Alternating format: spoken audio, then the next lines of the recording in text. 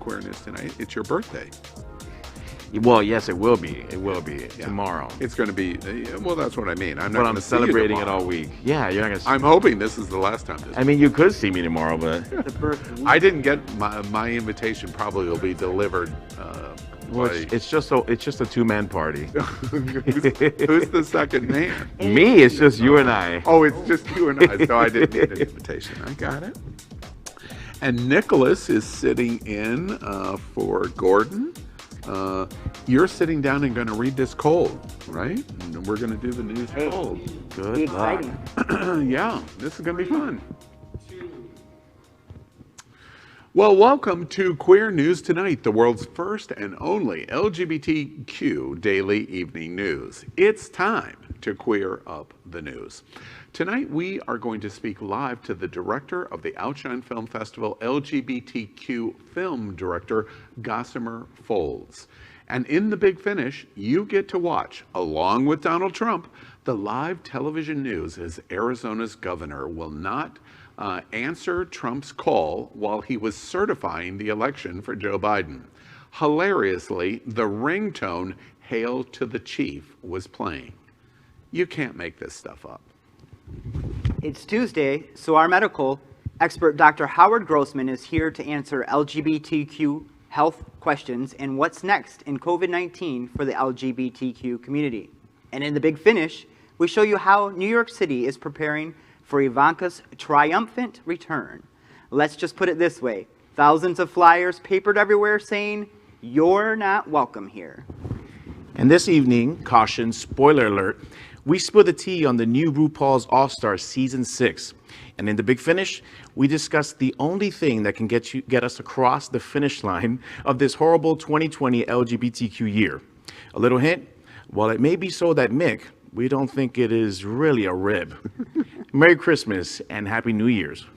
So good evening, LGBTQ world. It's 7 p.m. Tuesday, December 1st, and we are literally out of the closet and into the headlines. So many of your important stories we are going to tell this evening on Queer News Tonight.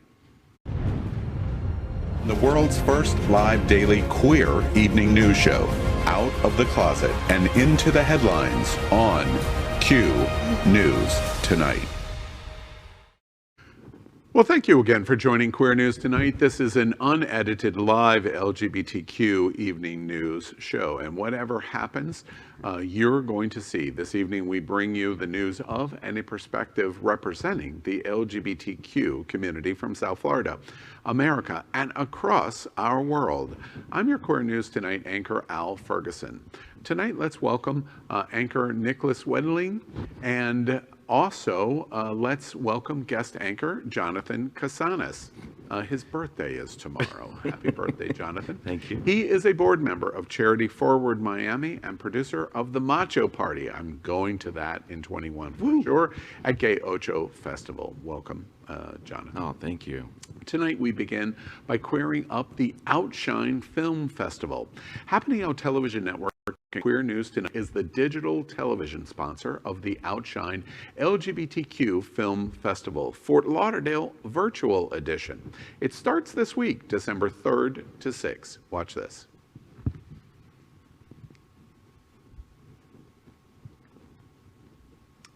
And we're still working on watching this. It's in your mind's eye. I'm going to move on, and unless production tells me otherwise, the OUTshine Film Festival is one of the most important LGBTQ film festivals in the world. It's presented by Gilead Sciences and Broward County. The festival will showcase 21 world-class contemplative, comedic, and creative films from 11 different countries, and several are making their U.S. debuts during the streaming festival. Happening on Television Network will be hosting a series of live guest interviews throughout this week, leading up to the virtual festival beginning this Thursday. And tonight, we are very pleased to have the director of the film, Gossamer Folds, a heartfelt tale of big dreams and unlikely friendships in 1986 suburban Missouri. Bored with his new home and looking for an escape from his parents, constant arguments, vocabulary-obsessed 9-year-old Tate Milliken sparks up a strong bond with two of his neighbors, a black trans woman named Gossamer and her retired English professor father, Edward. Tate finds in Gossamer and Edward what he desperately lacks from his parents: guidance, care, and respect, not to mention being introduced to all sorts of new words. Here with us from Austin, Texas, live, is director Lisa Donato. Thank you for joining us tonight, Lisa. And tell us a little bit about this very interesting film. Trans is a very big subject today with the coming out announcement that we have. Tell us a little about the film itself. Yeah, so it's a sweet friendship story about neighbors who don't have a lot in common and just kind of form this bond over So how's the new house? This film, do you have much experience with a digital film festival? This is new for me this year, obviously, in COVID-19. Is it something you've had much experience with in terms of presentation of your work? Not really. This is my first feature film, and it's a little bizarre to release it during a pandemic.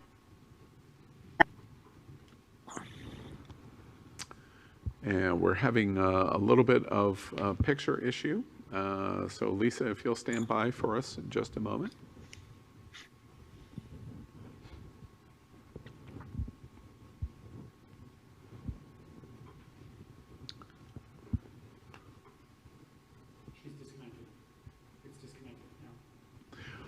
Oh, well, unfortunately, as you know, we said we're a live show and we've lost the connection with Lisa. And if we're able to bring it back, we will. Yeah,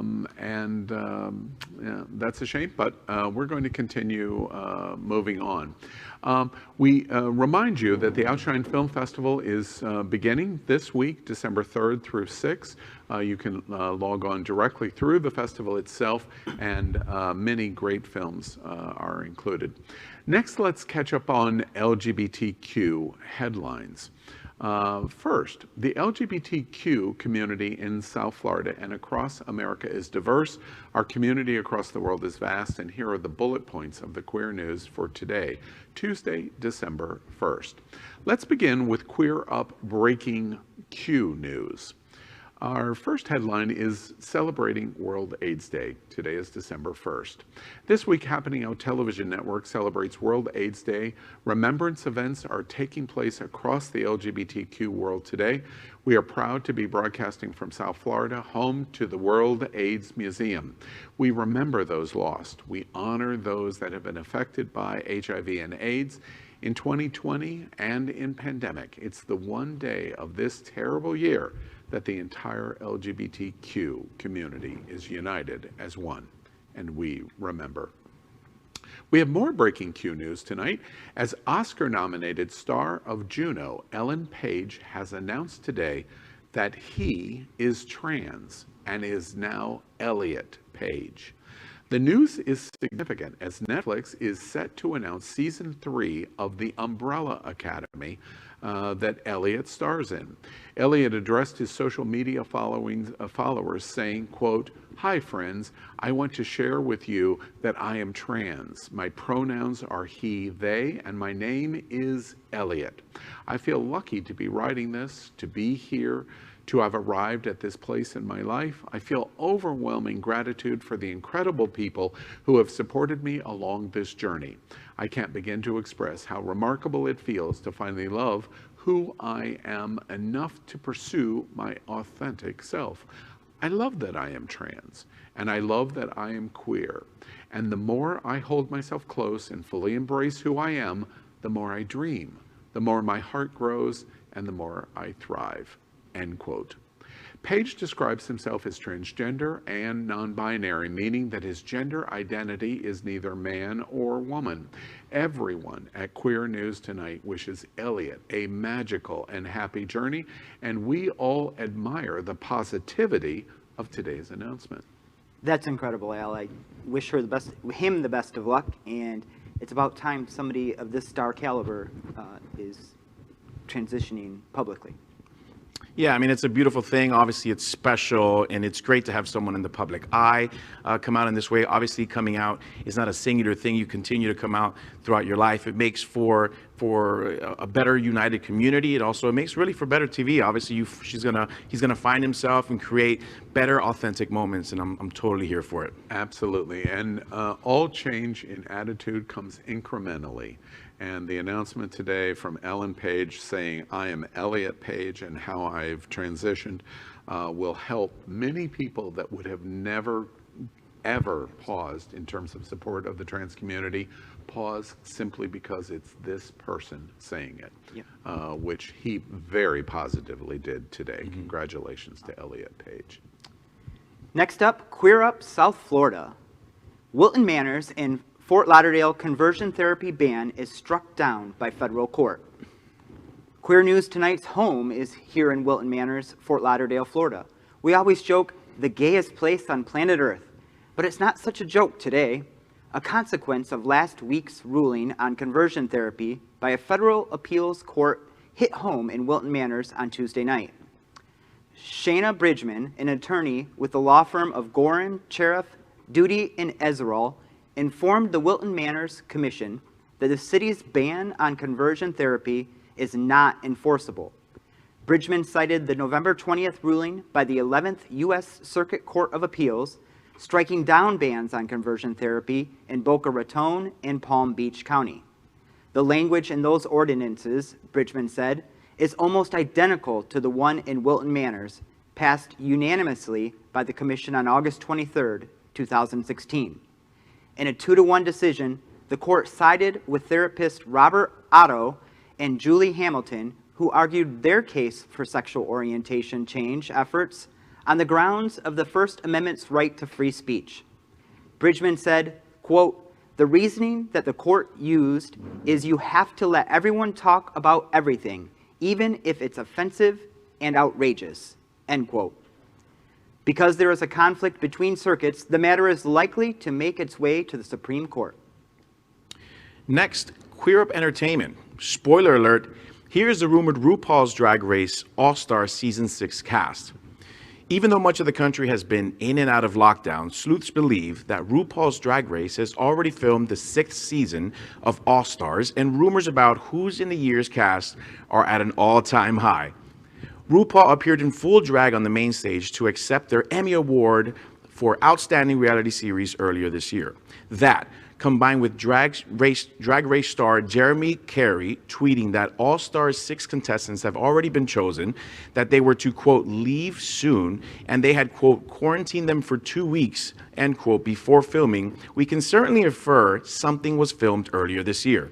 So if you don't want the rumor leaked, turn down the sound now. I'll give you a minute. No, I won't. The All-Star Season 6 contestants are Akira Chanel Davenport, Eureka O'Hara, Ginger Minge, Jan, Jiggly Caliente, Pandora Box, Raja O'Hara, Scarlet Envy, Serena Chacha, Silky Nutmeg Ganache, Sonique, Trinity K. Bonet, and Yara Sofia. Now, between us squirrels, what do we think? You know, this is going to be delicious because everyone watching knows my relationship with RuPaul's Drag Race over the years. One gentleman sitting on one side of me has never watched RuPaul's Drag Race. Never seen an episode. And the person telling the story is just beyond enthusiastic on RuPaul's Hair flips. Never seen an episode, but Al, you weren't invited to participate? That's a shame. Yeah. That's a shame. I'm excited for... I got read on RuPaul by somebody who's never seen RuPaul. Exactly. Oh my God. Well, that's exciting. Terrible. I'm just excited for Ginger Minge. I just love saying that name. I feel like we look exactly alike. If I was in drag, that's probably what I would look like. Shout out to the short, stocky people. Yeah. Wait, I'm picturing you in drag. Give me just a moment because I need to picture recoup for a moment. It's a great story. We're looking forward to All-Star 6. We're going to try, as we told you, we are live, and we're going to go back to Lisa Donato in Austin. We apologize. She lost connection. She is the director of Gossamer Folds. And Lisa, I'm going to check back with you. Are you with us? I am. Great. Sorry about our connection problems, but you know, the world in pandemic, we have the same digital problems that you might have with the festival. So tell us a little bit more as we return back to it. Tell us a little about the film and the story of the film. Yeah, you know, what I love about it is the statistic that I say all the time is that, you know, 85% of Americans don't know that they know a trans person. And so what this film does is it really, you know, it goes against all the derogatory tropes that we see in media, and it just kind of normalizes a normal trans person just living in a small town, rural America, trying to pursue her dreams. And she develops a friendship with her next door neighbor, who is a 10-year-old precocious white boy. And they just have, you know, this beautiful bond. And it's very rare to see a normal relationship between a trans adult and a child in media. And so it's just a really special film. Yeah, it sounds it. You know, in terms of the storyline, trans is a complicated issue, even in the LGBTQ community. We've reported at Queer News Tonight so many stories in 2020 of the violence, especially of trans women of color. The news today is very big, likely among the biggest in the world about trans, as Ellen Page announces that he is trans, and is ELLIOT Page. I would think that that will have super positive effects for stories like yours and films like yours that allows a whole genre of group of people to take note of your artistic endeavor, because somebody like Ellen Page says, wait, trans, ELLIOT Page. Do you agree with that, or what do you think about that? Well, absolutely. I mean, I think that we just can't have enough like positive representation out there in media, and people in celebrity status like speaking their truth and showing, you know, positive representations of the trans community. You know, the other thing to your point is that Jackson Robert Scott, who plays this kid in the film, has also opened a door to all of his fans, which are mostly 13 to 20-year-old cis white boys that follow all of his horror films, and they've become super fans of this film, and they're making flyers for it, and it's just really cool, like, you know, what's happening right now. Absolutely, that's super interesting because he is of note and comes to your film. Tell me a little bit about the process of an independent film festival, as opposed to general release, other kinds of ways that you could distribute the film. Well, for you, what's the difference in terms of the need of having independent film festivals like OUTshine and the LGBTQ market? What is that experience like?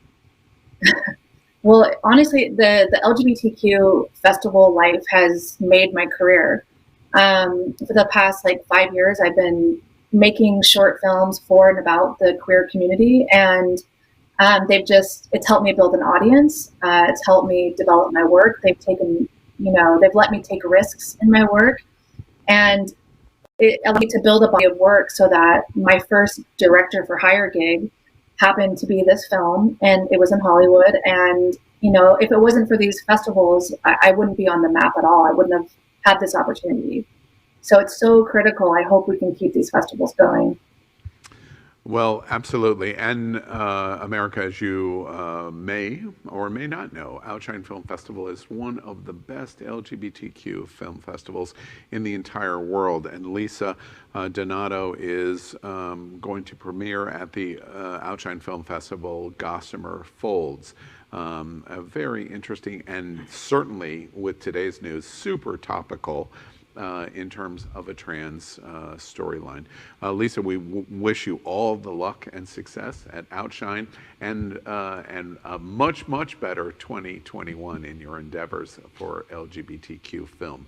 Thank you for being with us tonight. Thank you so much, guys. Have a great night. All right. Let's continue in our headlines as we queer up gay culture. 16 cheerful and sexy illustrations by Jaime Hayde. At Queer News Tonight, you already know we frequently like to introduce you to cultural and artistic and other creative souls in our vast LGBTQ community. Tonight, we're going to introduce you to Jaime Hayde.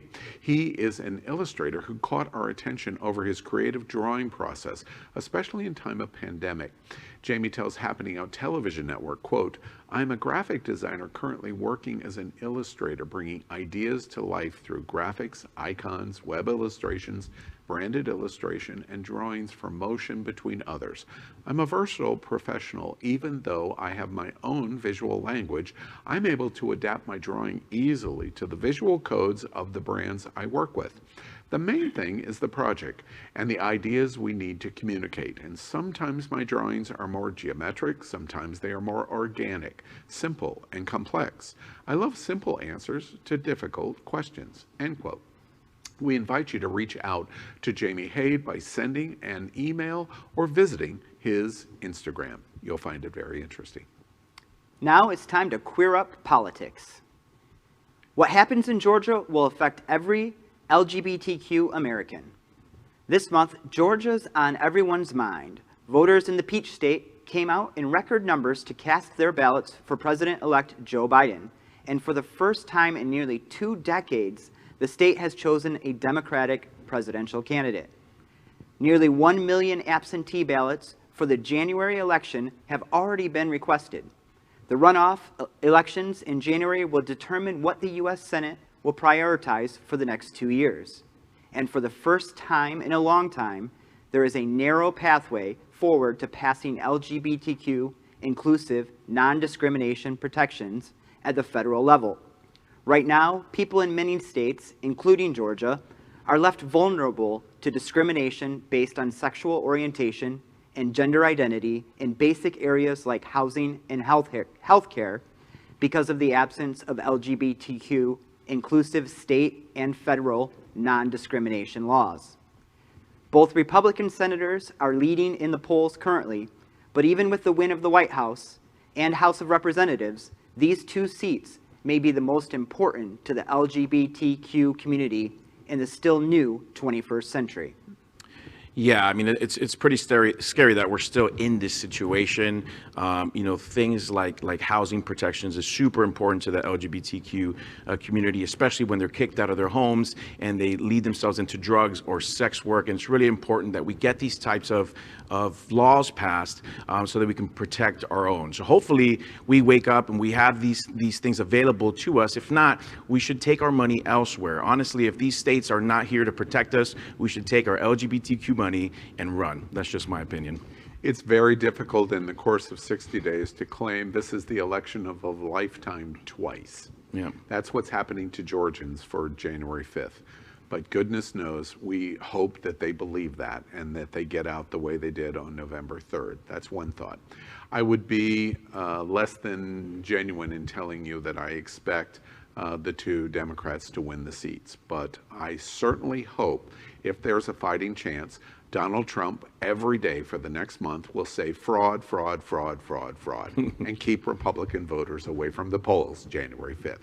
Keep talking, Donald. Keep talking. Absolutely. Next, let's queer up religion. Anti-LGBTQ plus Christian activist claims Joe Biden is forming a transgender atheist army.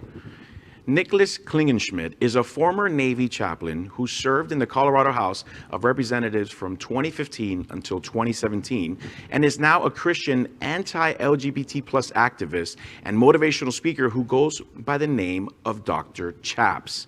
In a recent newsletter to his followers, Klingenschmidt warned that Joe Biden was planning to form a transgender atheist army for the Antichrist. Yeah. In the newsletter, he referred Biden's victory in speech, which he thanked gay, straight, and transgender Americans for their support, his promise to reverse Donald Trump's trans military ban, and other commitments to protect the LGBT plus community.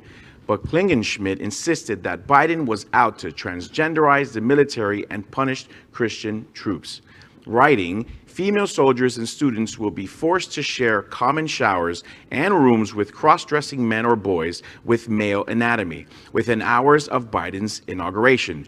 Christian troops who object to sharing co-ed showers and bunks with opposite gender anatomy will be vilified as discriminators and punished, demoted, discharged, or court-martialed. Mark my words, the devil wants an atheist army for the Antichrist soon, end quote.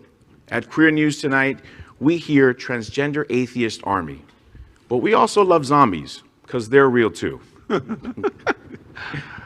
Wow. Let's queer up the USA. Christmas can be painful and bitterly lonely for many LGBTQ people, but there's help.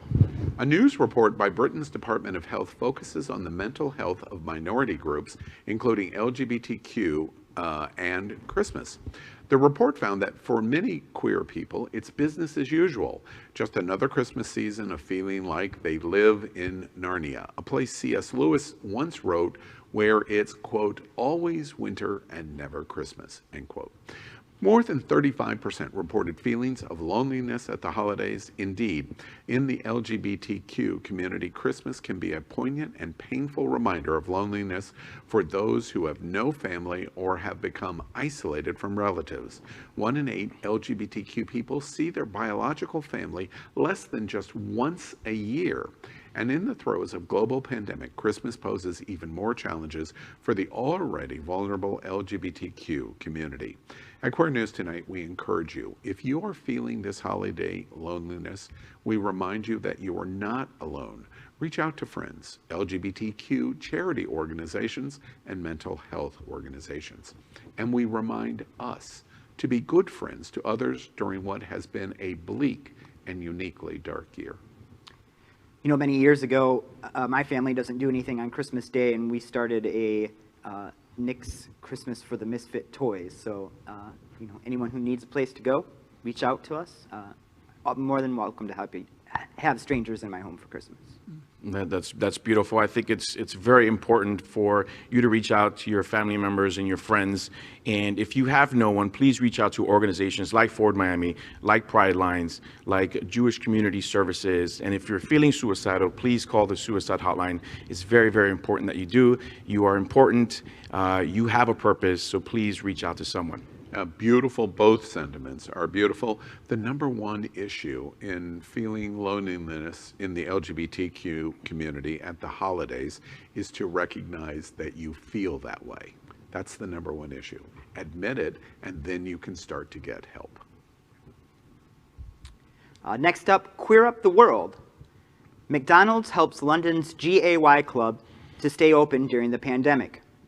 McDonald's has stepped in to help Heaven, home to GAY, one of London's most storied queer nightclubs, to remain reopened under new high alert hospitality protocols amid rising COVID-19 infection numbers. According to iNews, with London moving into Tier 2 of lockdown restrictions beginning Wednesday, clubs that don't serve food won't qualify to remain open. That's where McDonald's franchise stepped up, being just down the street from the GAY club, offered to help the club remain open by offering meals to be purchased with drinks. GAY owner Jeremy Joseph announced the partnership with McDonald's via Twitter. The club will also offer performances from the West End luminaries Lucy Jones and Shanae Holmes. The partnership with the nearby McDonald's comes at a time when London's queer venues are particularly impacted during restrictions. London Mayor Sadiq Khan said, quote, "The pandemic has had a significant impact on our LGBTQ plus venues, which we know play a vital role in supporting the community, acting as a safe haven where they can feel comfortable and free to be who they are," end quote. He then announced emergency funding for 11 queer venues. Your cousins across the pond at Queer News Tonight are cheering for iconic GAY and McDonald's step up. We also make note of London's mayor for his support of the LGBT community, no matter where we live. All right, next, let's queer up the world. I'm going to try to say this with a straight face. How did you get this story, by the way? Yeah, I wonder. Hunky Australian firefighters are back with sexy Christmas video. At Queer News Tonight, we have reported on Oz just about more than any other country on gay planet Earth. So when Australian firefighters released a new video promoting their 2021 calendar, Yeah, we took the bait. We are showing it to you here, and we are not playing Mariah Carey's music, All I Want for Christmas, because frankly, Mariah scares us too much to violate her trademarks. But seriously, what's better than shirtless, hunky Australian firefighters holding adorable puppies? Nothing. That's the answer, nothing. The new video featuring Australian firefighters decorating trees and holding cute, cuddly animals will have you saying, all I want for Christmas is you. This new steamy video is part of the Australian Firefighters 21 calendar campaign. Since 2015, over $1 million has been donated to various charities by the Australian Firefighters Calendar Initiative, with a total of $3.2 million raised since 1993. They ship worldwide, so no matter where you are, you can get your hands on a copy or two of this sexy calendar. It's for a great cause. And after the Australian fires, to the firefighters there and our firefighters across America keeping us safe, especially in the pandemic, we salute you in more ways than one. Jonathan, I apologize in advance, but I've got to admit, I have no idea a single word that you have just said. I've been watching the video, and I've just come back to some reality of watching. I can barely read, and I was trying to get past this video. All right, well, we're gonna move on. I'm throwing Nicholas and Jonathan a little curve. As I told you, we're live, so we're going to do next up. We are going to welcome you to week 28 of Q's Q&A on LGBTQ health and the pandemic. This segment is unique in America, answering your LGBTQ community questions about our unique health needs. We are proud to have Queer News Tonight anchor, or health advisor anchor, Dr. Howard Grossman with us. He is an American pioneer in HIV/AIDS medical treatment and was the executive director of the American Academy of HIV Medicine. He is a nationally recognized medical expert and proud member of our LGBTQ community. And good evening, Dr. Grossman. How are you this evening? Hey, Al. I like your haircut. I am without my headset. Are we? It's on your shirt. There we go. Thank you. We're live tonight, Howard. Very, very live. So we're glad to have you join us for year 241 of Queer News Tonight and the pandemic of COVID. Anything interesting happen before we jump into our questions? Anything interesting you would like to talk about for this week? Oh, gee, I mean, there's so much going on. You know, we had the resignation finally of Dr. Scott Atlas out of the White House, as Andy Borowitz said today, posted in the New Yorker, soon to be appointed the ambassador to Antarctica by Joe Biden. He's going to govern penguins. Yeah, really. I mean, you know, they if Stanford welcomes him back, that's really to their shame. So that was good news. I think we've had some good news on vaccines. You know, there's a lot of stuff we don't know about these new vaccines, but you know, it's kind of fascinating to see that, you know, Dr. Fauci is very excited about them, and I figure if Tony is excited, then he's probably seen a lot more than we have. You know, it's been an interesting week as far as the vaccines, because it turns out that that not only that what we've seen is that the vaccines have prevented people from getting serious disease. So certainly when they're talking 90 to 95% efficacy, that's really good. Those are really good numbers. It turns out, though, that they were only looking at people who developed symptomatic COVID. So we really don't know yet if some of the people who got vaccine may have gotten infected and not shown symptoms and be still possible to pass the virus on. So those are questions that, you know, are going to wait until we actually see the data. But it's nice that the CDC met today, the AIDS, the vaccine people who make recommendations from the CDC met today to start to think about who will get the vaccines first, how it's going to roll out, all of that kind of stuff. And, I trust that the Biden administration will be ready to hit the ground running to get those vaccines out. Yeah. Now, any concern that Operation Warp Speed will not be able to do that, even though it was under the Trump administration? Well, you get two very different opinions. When you listen to the head of Operation Warp Speed, he says that we should be able to get the vaccine to the majority of people by the end of May. When you listen to Rick Bright, the guy who was fired from the vaccine person who was fired by Donald Trump, he really thinks that we won't have the vaccine in widespread use until 2022 or the end of 2021.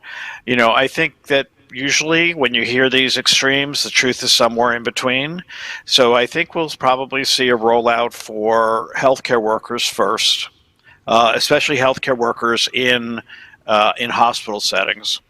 And then probably it'll be a question of whether it goes to essential workers like the people who clean up in the hospital, who are, and subway bus drivers, people who are really exposed but essential workers, and then of course people in nursing homes have to be high up on the list. Even though they didn't really study this in older people. So we really don't know what the effects will be. Right. Well, Howard, let's jump right into the viewer questions that have come in this week. And Jonathan, let's begin with you. Yeah, viewer question number one. The University of Michigan reports 63% of LGBTQ men are hooking up, and 50% are not aware that casual sex transmits COVID-19. What's happening here? Well, I think it's pandemic fatigue to a certain extent. Some guys have been hooking up throughout the epidemic. Things got relatively quiet at the very beginning when we were all in lockdown. But as soon as things started to open up, I saw men starting to have sex again. And we did see an increase in STDs that had fallen off in March and April. You can't expect people not to have sex for 2 years. It's just not going to happen. And I'm a little surprised by the way you mentioned that, because something about casual sex transmitting COVID. To our best of our knowledge, sex does not transmit COVID at all. What's transmitting COVID is intimate contact. Breathing in each other's faces is how you transmit COVID, kissing, things like that. Yeah. But the sex part of it isn't what's doing it. What do you? I'm curious, Howard. What do you make of their report? A pretty large sampling of their report of 50% of LGBT men not understanding that they could get COVID by having a sexual encounter. How is that possible? I find that very difficult to believe. My patients know that they're putting themselves at risk. Throughout this, I would say, up until recently, most people were either having sex within a small pot of people that they knew, so there was a lot of that going on, or really cutting back on the amount of sex they were having, casual hookups. But I have noticed a change in the last, month or two. As people sort of get, hear good news about vaccines, I can tell you that I think people just in general have gotten less careful, certainly in South Florida, which is why we're seeing these explosions. And it's not just gay people, it's straight people too. We're seeing these huge numbers. And I can tell you that I saw very few cases in my practice up until about a month ago. And suddenly I'm hearing from 4, 5, 6 people a week who are testing positive, which is a big change. Fortunately, most of them are doing well.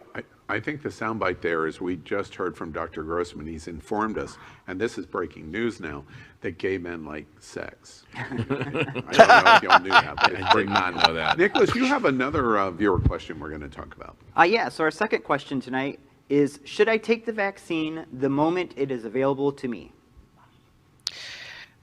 It's hard to say. I know a lot of people who are lined up to take it as soon as it becomes available to them. And like I said, it's going to be a tiered thing. It's going to go to the most vulnerable populations first. It will be a while before it gets out to most of us, and we will hopefully see then, we will have seen the data, we will have seen the effect in the first groups of people who took it. And so, yeah, I think probably one of these vaccines, if they really prove to be this effective, we should line up for it. Okay, good. And our final viewer question tonight, Dr. Grossman, is you personally are so linked in recognition to HIV, AIDS, and LGBTQ healthcare. What does World AIDS Day mean to you today? Well, World AIDS Day was started to remind people that HIV is still here, that AIDS has not gone away. It started during some of the worst period to bring this to the forefront and remind people what it was doing, and to remind people of the impact in the world. So there are probably 36 million people living with HIV. There's almost 2 million people who get infected every year. This is definitely not something that's gone away. For me, it's a time to reflect. It's a time to remember all the people that I knew. It's interesting today watching pictures go up on Facebook and sitting there with a medical student that's working with me, and telling her who these people were. That they don't know. I mean, so many people that we know, Al, that we remember, are just forgotten in so many ways, and that's a shame.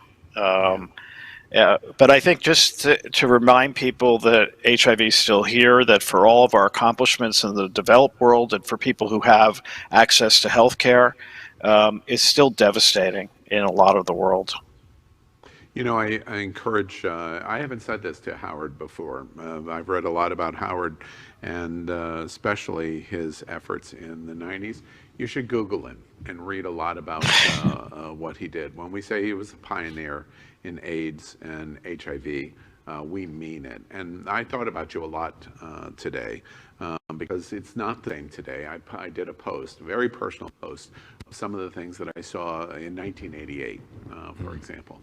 So I just make a personal observation to you and all of the people, especially in the LGBTQ community, that did so much work in the early days when the entire planet, and certainly Reagan Americans, were so afraid of everything that related to it. LGBT, of course, and gay men, and AIDS. And it's just an opportunity to also remember to thank the medical professionals that stayed with us and helped bring us to a point where we are today in the medicines and the therapies that we have today, which is completely different. So it's a thank you to you for what you did throughout the pandemic of AIDS and HIV.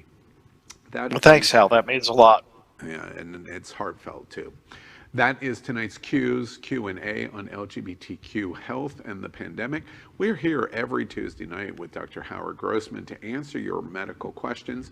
Do you need medical assistance? We encourage you, if you're in South Florida, to contact Midway Specialty Care Center with 10 locations in Florida, and especially to Dr. Howard Grossman here in Wilton, Manors, and covering South Florida. Thank you again tonight, Howard.